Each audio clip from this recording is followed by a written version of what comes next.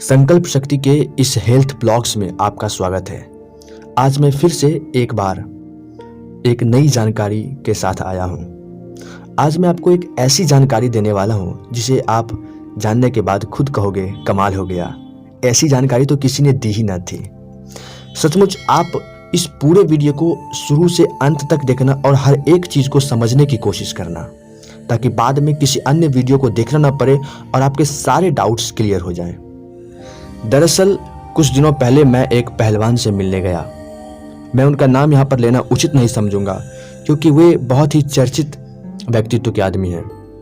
उनसे जब मैं मिलने गया तो उनसे जब बातें हुई तो उन्होंने बोला कि जिस तरीके से आज के युवक प्रोटीन पाउडर, प्रोटीन सप्लीमेंट के पीछे भाग रहे हैं अपनी सेहत को लेकर, अपनी सेहत को अच्छा बनाने को लेकर, उसी हिसाब से उनका सेहत और दिन ब दिन गिरता चला जा रहा है। वे अपनी सेहत को बढ़ाना चाहते हैं और कुछ दिनों बाद उनका रिजल्ट बहुत ही खराब हो जाता है। दरअसल वे बोल रहे थे कि आजकल हम लोग अपनी संस्कृति को, अपनी प्राचीन धरोहर को, अपने पूर्वजों के खान पान को भूलते जा रहे हैं, जिसका परिणाम स्वरूप हमारी सेहत नहीं बनती और हम लोग रोग के चपेट में आ जाते हैं। जब मैं उनसे पूछा कि आपका खान पान, आपका लाइफ स्टाइल क्या है, आप किस तरीके के डाइट लेते हो, आपकी सेहत का क्या राज है, तो उन्होंने मुझे पर्सनली बहुत ही एक अच्छी रेसिपी के बारे में बताया, जिसने बोला कि वैसे तो मैं हर दिन कुछ न कुछ लेते रहता हूँ, मेरी डाइट में और भी बहुत सारी चीज़ें रहती हैं, लेकिन एक चीज़ मुख्य रूप से होती है जो मुझे दिन भर ऊर्जा से लबालब भर देती है। तो मुझे जानने में मेरे को खुद बहुत उत्सुकता हुई उस चीज़ को लेकर के, और मैंने उनसे डिटेल में पूछा तो उन्होंने मुझे डिटेल में बनाया भी, बताया भी और उसके सारे फ़ायदे बताए। तो मैंने सोचा क्यों ना मैं अपनी यूट्यूब फैमिली से क्यों ना उसे शेयर किया जाए, ताकि उसका और भी लोगों को फ़ायदा मिल सके और हम लोग अपनी प्राचीन संस्कृति, अपने पूर्वजों की ओर फिर से लौट सकें। इसलिए मैं ये वीडियो बना रहा हूँ ताकि आप लोग इसे अच्छे से समझो और हर एक चीज़ को समझो, ताकि आपको कहीं और जाना ना पड़े और आप फिर से अपने आप को एक बेहतर इंसान के साथ साथ अपने बेहतर सेहत को फिर से पा सको। तो आज की वीडियो शुरू करते हैं। उससे पहले अगर आपने मेरे चैनल को सब्सक्राइब नहीं किया है तो सब्सक्राइब कर दें, क्योंकि बहुत सारी चीज़ों को लेकर के मैं वीडियो बनाता हूँ। आप लोगों को हर दिन कुछ न कुछ सीखने को मिलेगा, कुछ न कुछ जानने को मिलेगा। तो चलिए आज की वीडियो को शुरू किया जाए।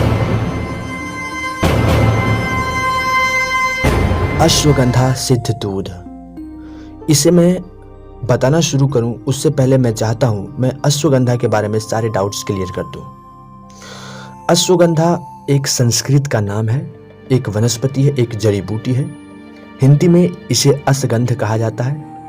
आयुर्वेद में इसे एक अत्यंत बल कारक, शुक्र वृद्धि करने वाला रसायन माना गया है। इसका स्वभाव गर्म और खुश्क होता है, खुश्क यानी कि ड्राई नेचर का होता है। शरीर को पुष्ट और सुडौल करने वाली एक चमत्कारिक वनस्पति है ये। आयुर्वेद ने अश्वगंधा का उपयोग वीर्यवर्धक, मांसवर्धक, स्तन्यवर्धक, गर्भधारण में सहायक, वात रोग नाशक, शूल नाशक और यौन शक्ति बढ़ाने वाला उत्तम रसायन माना है। हम लोगों ने अश्वगंधा के बारे में ये जानकारियां ली। वैसे अश्वगंधा का नाम तो सभी ने सुना ही होगा, पर अश्वगंधा का सेवन करने से बहुत लोग डरते हैं। बहुतों को ये शिकायत होती है कि अश्वगंधा तो गर्म होता है, मेरी तासीर तो पहले से ही गर्म है, मैं लूँगा तो और उसका रिएक्शन होगा। तो ऐसी बातें नहीं है। अश्वगंधा को यदि उचित तरीके से, यदि उचित अनुपान के साथ लिया जाए तो कमाल का फ़ायदा देती है। आज मैं उसी का चर्चा आगे करने वाला हूँ।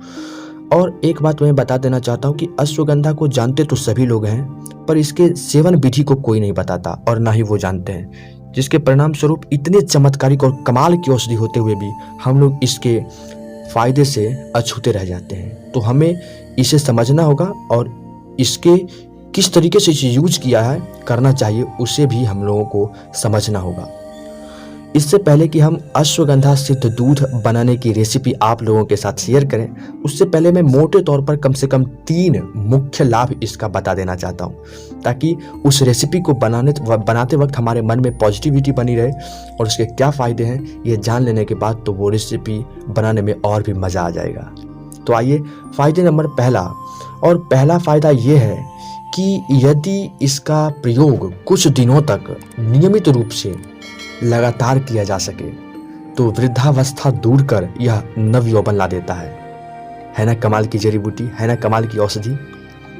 फायदे नंबर दूसरा, आयुर्वेद कहता है कि यदि केवल इसे सर्दियों में भी लिया जा सके, जितने दिन यानी कि सर्दियां हैं उतने दिन भी यदि इसे नियमित रूप से लिया जा सके तो दुर्बल से दुर्बल, कमजोर से कमजोर व्यक्ति को भी यह बलवान बना देती है।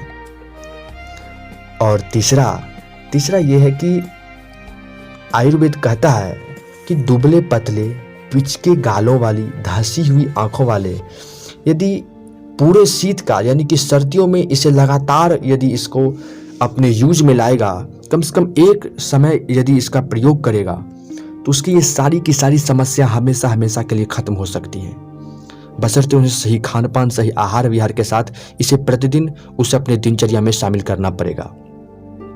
तो ये जितने भी लोग होते हैं, चाहे वो दुबले पतले हों, चाहे पिचके गालों वाले हों, चाहे धसी हुई आंखों वाले हों, उन सारी की सारी समस्याओं को ये जड़ से खत्म कर देता है ये रेसिपी। और एक बात, यदि इन रेसिपी को यदि कुछ दिनों तक लगातार लिया जा सके तो ये जितने भी समस्या मैंने आपको बताए, इन सारी समस्याओं में तो इस रेसिपी को एक वरदान स्वरूप बताया गया है। इसलिए ये रेसिपी बहुत ही कमाल की है। आप लोग इसे यूज करना, फिर कमेंट में ज़रूर बताना कि आप लोगों का क्या अनुभव रहा इस रेसिपी को बनाते वक्त भी और इसे यूज करते वक्त भी। तो चलिए अब मैं रेसिपी बनाना शुरू करता हूँ। रेसिपी बनाने के लिए हमें चाहिए 1 गिलास पानी और 1 गिलास दूध, दोनों को मिक्स करके हमें इसे बॉईल करने के लिए रखना है। जब ये धीरे धीरे गर्म होने लगे और बॉईल होने लगे तो इसमें आधे से 1 चम्मच अपनी क्षमता के अनुसार इसमें अश्वगंधा का पाउडर हमें डाल देना है। डालने के बाद कुछ देर तक इसे रहने देना है। जब इसमें अच्छे तरीके से बॉईल होने लगे ये, तो फिर उसमें आप आधे से 1 चम्मच गाय का घी डाल दें और गाय का घी आप शुद्ध डालें। जितना से जितना अच्छा होगा उसका रिजल्ट उतना ही बेहतर होगा। उसमें का घी डालें और फिर उसे 2 से 3 मिनट तक उसे उबलने दें। उसमें आप चाहे तो 1 से 2 चुटकी हल्दी भी डाल सकते हैं, इलायची भी डाल सकते हैं। ये अपनी अपनी रेसिपी के स्वाद पर भी निर्भर करता है। आप ना चाहे तो ना भी डालें। मुख्य रूप से उसमें अश्वगंधा और घी तो डलना ही चाहिए। उसके बाद आप उसे नीचे उतार लें और उसे फिर ठंडा होने दें। ठंडा होने के क्रम में आप उसमें मिश्री, जिसे देसी खांड बोला जाता है, आप उसमें मीठे के तौर पर वो मिला सकते हैं। मीठा मिला लें और उसके बाद जब वो ठंडा हो जाए तो उसे आप नाश्ता करने के 1 घंटे बाद आप उसे ले सकते हो, या फिर आप रात को सोने समय भी आप उसे ले सकते हो। दोनों वक्त लो तो बहुत अच्छा। यदि दोनों वक्त ना हो सके, ना संभव हो, तो कम से कम 1 वक्त तो लो ही, तभी इसका रिजल्ट आपको देखने को अच्छे से मिलेगा। उम्मीद करता हूँ कि ये रेसिपी आपको बहुत अच्छी लगी होगी और इसके फ़ायदे भी मैंने पीछे बता दिया है। तो इसे यूज करना, फिर मेरे को आप कमेंट करना और इसमें क्या क्या दिक्कतें आई आप वो भी बताना, ताकि मैं आपकी समस्याओं का समाधान अच्छे तरीके से कर सकूं। आप इसे यूज करना, 100% इसका लाभ आपको मिलेगा और फिर आप कहोगे कमाल हो गया कि ऐसी जानकारी तो किसी ने ना दी थी। फिर मिलते हैं किसी अन्य जानकारी के साथ। तब तक के लिए आप बने रहिए मेरे साथ। जय हिंद, जय भारत, वंदे मातरम।